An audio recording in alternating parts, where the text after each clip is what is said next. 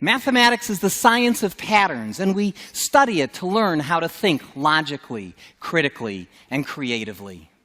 But too much of the mathematics that we learn in school is not effectively motivated. And when our students ask, why are we learning this? And they often hear that they'll need it in an upcoming math class or on a future test. But wouldn't it be great if every once in a while we did mathematics simply because it was fun or beautiful or because it excited the mind?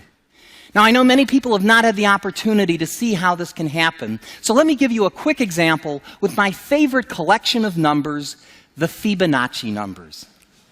Yeah, I already have Fibonacci fans here. That's great. Now, these numbers can be appreciated in many different ways. From the standpoint of calculation, they're as easy to understand as 1 plus 1, which is 2.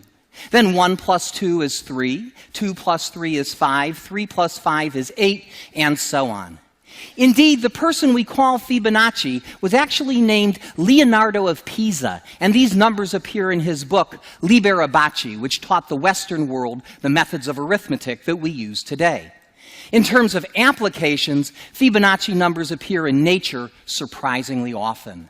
The number of petals on a flower is typically a Fibonacci number, or the number of spirals on a sunflower or a pineapple tends to be a Fibonacci number as well. In fact, there are many more applications of Fibonacci numbers, but what I find most inspirational about them are the beautiful number patterns they display. Let me show you one of my favorites. Suppose you like to square numbers. And frankly, who doesn't? Let's look at the squares of the first few Fibonacci numbers, okay? So 1 squared is 1, 2 squared is 4, 3 squared is 9, 5 squared is 25, and so on. All right, now, it's no surprise that when you add consecutive Fibonacci numbers, you get the next Fibonacci number, right? That's how they're created. But you wouldn't expect anything special to happen when you add the squares together. But check this out. 1 plus 1 gives us 2, and 1 plus 4 gives us 5. And 4 plus 9 is 13, 9 plus 25 is 34, and yes, the pattern continues.